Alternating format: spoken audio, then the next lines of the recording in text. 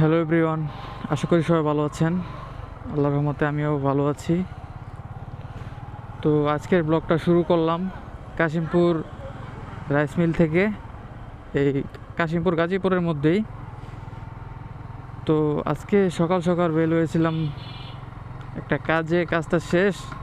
এরপর ভাবলাম যে আজকের ব্লগটা এখান থেকেই শুরু করি। একই এলাকা দেখতে দেখতে আপনারা তো বিরক্ত হয়ে গেছেন মনে হয়, যারা রেগুলার আমার ভিডিও দেখেন ওই সাদা মার্কেটের ভিতরেই আশেপাশে, অন্য কোথাও আপনাদের নিয়ে যাওয়া হয় না। তো এই রোডটা হচ্ছে আমার একটু ভালো লাগে শুরু থেকে, যখন থেকে আমি বাইক কিনছি এই রোডটাতে আসলে জানি কেমন একটু ভালো লাগে, যে একটু গ্রামের ফিল পাওয়া যায়, যে দুই পাশেই গাছপালা, মাঝখানে ছোট চিকন একটা রাস্তা। তো মাঝে মধ্যে যখন সময় পাই, সন্ধ্যা হোক বিকাল হোক আর সকাল হোক, ব্লগের জন্য বের হলে আমি এদিকে আসি। ওই দিকে দেখতে পাচ্ছেন ছোটোখাটো একটা পুকুর, মাছ চাষ করে। তো আজকে মূলত আমাদের এখানে আসার আজকের ব্লগের মূল টপিক হচ্ছে কোন ইঞ্জিন অয়েলটা আমাদের বাইকের জন্য সবচেয়ে ভালো। শুরু থেকে একদম ইঞ্জিন অয়েল আর কি, ইঞ্জিন বয়স্ক হওয়া পর্যন্ত আর কি, ইঞ্জিন পুরান হওয়া পর্যন্ত। তো চলেন আলোচনা শুরু করা যাক। এখন পর্যন্ত যারা আমাদের চ্যানেলটা সাবস্ক্রাইব করেন নাই, তারা অবশ্যই চ্যানেলটা সাবস্ক্রাইব করে দেবেন।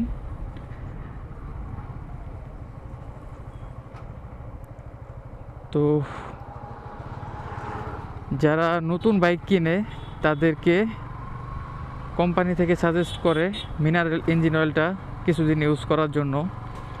কারণ ব্রেকিং পিরিয়ড অবস্থায় ঘন ঘন ইঞ্জিন অয়েল ড্রেন দিতে হয়। তো তখন যদি আপনারা বেশি দামি ফুল সিনথেটিক ইউজ করেন, তো তখন এই 200-250 kilo first engine oil drain দিতে হয় 250 কিলোতে। এই 250 কিলো চোখের পলকে হয়ে যায়। এই 250 কিলো চালানোর পরে যদি আপনারা একটা full synthetic engine oil drain দেন, তাহলে আপনার খরচ হবে 1400 থেকে 1500-1600 এরকম টাকা খরচ হবে। আর যদি একটা মিনারেল ইঞ্জিন অয়েল দিয়ে 250 কিলো চালানোর পরে ইঞ্জিন অয়েল ড্রেন দেন, 10W40 হোক আর 10W30 হোক, যেটাই হোক, তাহলে আপনার খরচ হবে 500 থেকে 600, 650-র মধ্যে। ম্যাক্সিমাম বেশ সর্বোচ্চ গেলে 700 টাকা, এর উপরে যাবে না মিনারেল কিনতে গেলে। যদি 10W40-র মধ্যেও যদি অরিজিনালটা যদি নাও পান, তাও এরকমের মধ্যে আপনার হয়ে যাবে। যদি সেমি সিনথেটিক অথবা ফুল সিনথেটিক ইউজ করেন, তাহলে আপনার ফার্স্ট 250 কিলোতে আপনার যাবে 1500 টাকা। ওই অয়েল ফিল্টার সহ, ইঞ্জিন অয়েল যে ফিল্টার থাকে একটা, ওই ফিল্টার সহ যদি ড্রেন দেন তাহলে তো 1600 প্লাস চলে যাবে। তো ওই হিসেবে দেখা যায় যে আমরা শুরুতে ব্রেকিং পিরিয়ড কমপ্লিট করার পর্যন্ত আমরা মিনারেলটাই ইউজ করি, কিন্তু নিয়ম হচ্ছে এই ব্রেকিং পিরিয়ড শেষ হওয়ার পরে সেমি সিনথেটিক, তারপর হচ্ছে ফুল সিনথেটিক। কিন্তু অনেকে আছে যে তারা শুরু থেকেই ফুল সিনথেটিক ইউজ করে, 250 কিলো চালানোর পরেও তারা ওইটা ড্রেন দেয়। হয়তো ইঞ্জিন অয়েলটা ভালো থাকে, ওইটা পরে অন্য কোনো কাজে লাগানো যায়। ইঞ্জিন থেকে যে গুঁড়াটা বের হয় ওইটা হচ্ছে নতুন ইঞ্জিন থেকে বের হয়। নতুন ইঞ্জিনদের ঘর্ষণের ফলে ইঞ্জিনের যে ছোট ছোট গুঁড়াগুলো বের হয় ইঞ্জিন থেকে, ওইটার জন্য ওই ইঞ্জিন ড্রেন দিতে হয়। ব্রেকিং পিরিয়ড যতদিন থাকে ততদিন এই টুকটাক এরকম পড়তেই থাকে। ইঞ্জিনটা যখন ফ্রি হয়ে যায়, এই ঘর্ষণটা যখন একটু কমে যায়, তখন ইঞ্জিনটা ফ্রি থাকে, তখন আর সমস্যা হয় না। তখন আপনারা চাইলে ফুল সিনথেটিক অথবা সেমি সিনথেটিক ইউজ করতে পারেন, ওটা কোনো বিষয় না। কিন্তু সুজুকি থেকে কিছুদিন আগে তাদের সাথে আমি শোরুমে যেয়ে কথা বলি, যে তারা বলে এই সিস্টারের যে মিনারেল যেটা আছে ওইটা ইউজ করতে, আর যদি ইউজ না করি তাহলে নাকি ইঞ্জিনের ওয়ারেন্টি বাতিল করে দেবে। তো এটা কোনো কথা?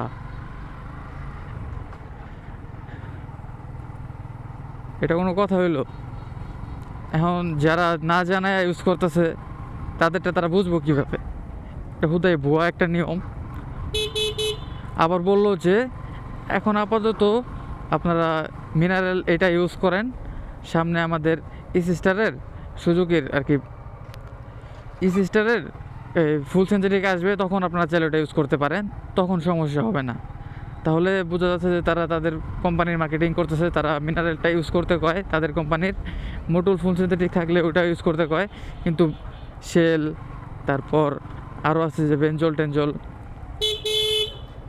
এগুলো যদি ইউজ করে তাহলে নাকি তাদের ওয়ারেন্টি ক্লেম করতে দেবে না যদি ইঞ্জিনে কোনো প্রবলেম হয়। তো বুঝতেই পারছেন যে তারা তাদের প্রোডাক্ট বিক্রির জন্য এইসব কথা বলতেছিল। তো এখন আমরা আলোচনা করব যে মিনারেলের সুবিধা কি অসুবিধা কি। মিনারেলের সুবিধা হচ্ছে ফার্স্টেই এটার দাম কম, আর এটা হচ্ছে আমার মনে হয় শুধু এই একটা দিক থেকেই একটু বাইকাররা সেফ হয়, যে যারা একটু কম চালায়, বাইকটা বেশি বের করে না, ঘন ঘন চালানো পড়ে না, তাদের জন্য মিনারেল। আর যারা রেগুলার চালায়, এই যে আমাদের মতো মোটো ব্লগ করে, রেগুলার বের হয়, অফিসে যায়, বিভিন্ন কাজে যায়, রাইড শেয়ার করে, তাদের জন্য হচ্ছে ফুল সিনথেটিক অথবা সেমি সিনথেটিক। কারণ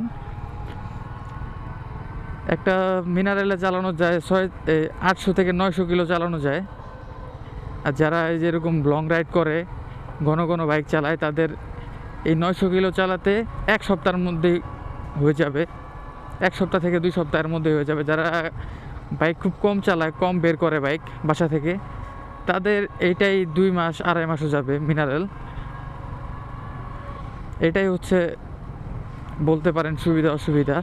মিনারেলের আরও কিছু অসুবিধা আছে, যেগুলোর মধ্যে হচ্ছে বাইকের ইঞ্জিন ওভারহিট হয় মিনারেলের কারণে।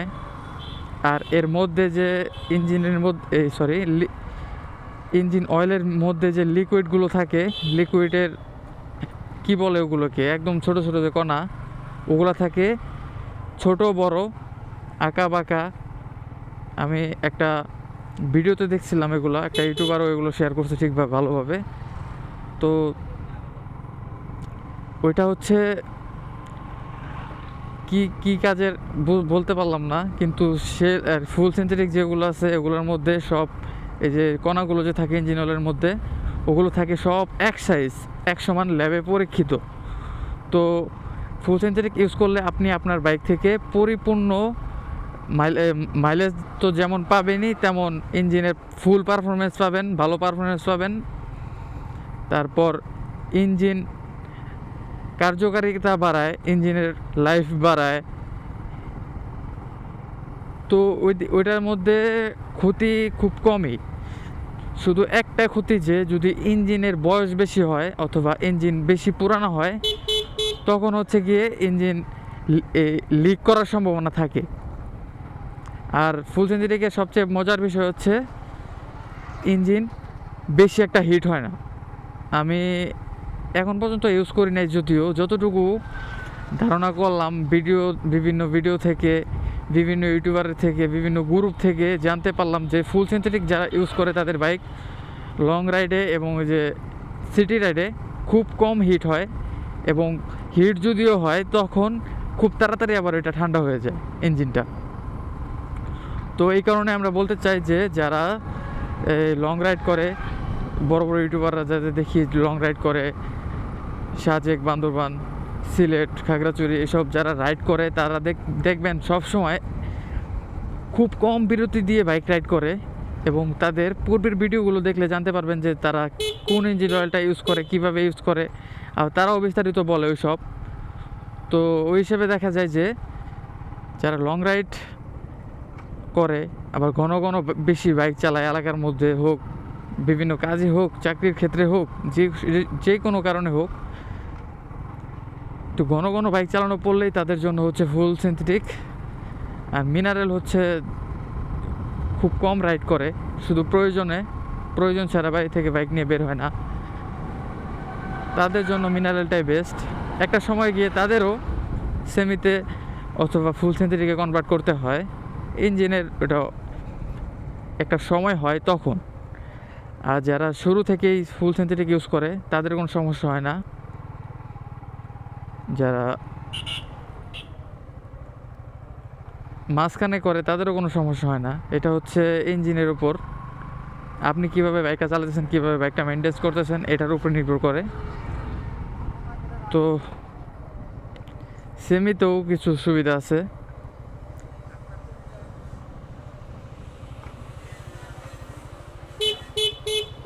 সব কিছুরই মধ্যে মাঝামাঝি কোনো কিছু না কিছু থাকে। তেমন হচ্ছে আমাদের সেমি সিনথেটিক ইঞ্জিন অয়েল, এটাও অনেক বাইকাররা ইউজ করে, রেগুলার ইউজ করে। তো যার কাছে যেটা ভালো লাগে, যার যেটা পছন্দ সে সেটাই ইউজ করে। তো আমার কাছে এখন মনে হচ্ছে যে আমার ফুল সিনথেটিকে যাওয়া দরকার। আমি শোরুমে কথা বলছি, তারা বলছে হ্যাঁ চাইলে ইউজ করতে পারেন, সমস্যা নাই। এখন তো ব্রেকিং পিরিয়ড শেষ, চাইলে ইউজ করতে পারেন। তো আমি ভাবতেছি যে নেক্সট যে ইঞ্জিন অয়েলটা দিব ওইটা হচ্ছে আমার এই ফুল সিনথেটিক দিব। তাও আমি সিলেক্ট করে রাখছি শেল অ্যাডভান্স আলট্রা 10W40 যেটা আছে ওইটা দিব। ওইটা দিলে আমি অনায়াসে 3000 কিলোর কাছাকাছি চালাতে পারবো নিশ্চিন্তে, যে ইঞ্জিন অয়েলের টেনশন একটু কম থাকবে। যে আমি তো এইভাবে প্রতি 1-1.5 মাস পর পর আমার ইঞ্জিন অয়েল চেঞ্জ করতে হয়। তো হিসাবে দেখা যায় যে আমার একটা শেল নেওয়াই ভালো। তাও আগামী 3-4 মাস কোনো টেনশন থাকবে না ইঞ্জিন অয়েল নিয়ে।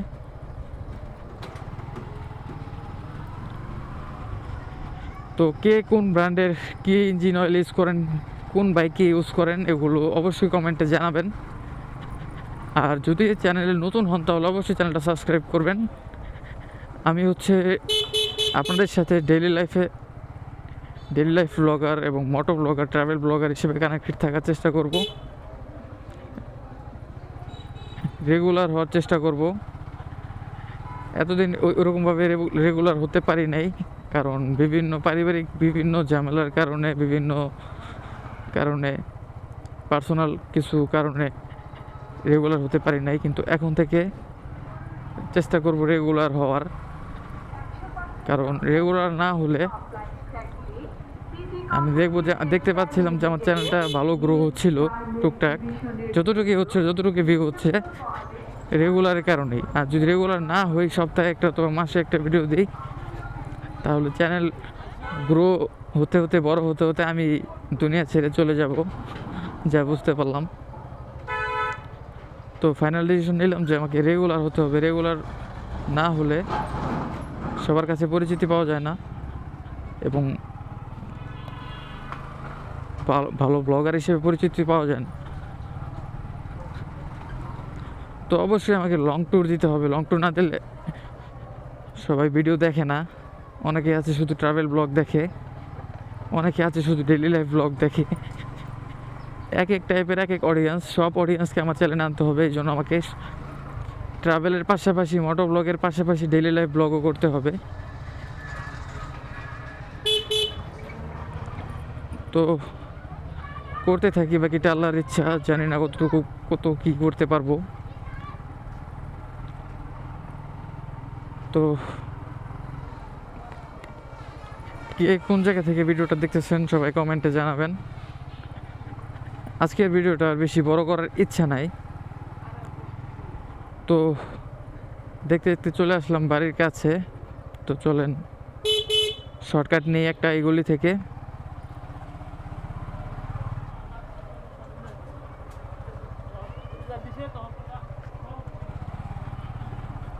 হুজুরদের দেখলাম, সালাম দিতে পারলাম না, কারণ হেলমেটের ভিতর আমি।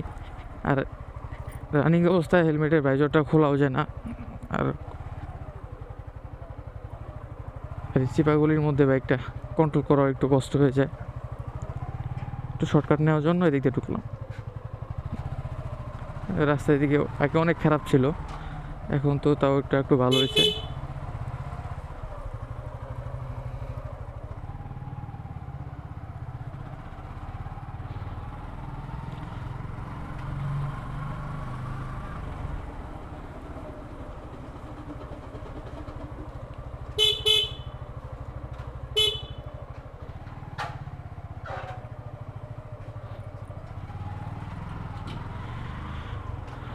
তো এই হচ্ছে আজকের ভিডিও। আবার দেখা হবে আপনাদের সাথে নতুন কোনো ভিডিওতে, নতুন কোনো টপিকে, নতুন কোনো ট্রাভেল ব্লগে। সবাই ভালো থাকবেন। আল্লাহ হাফেজ।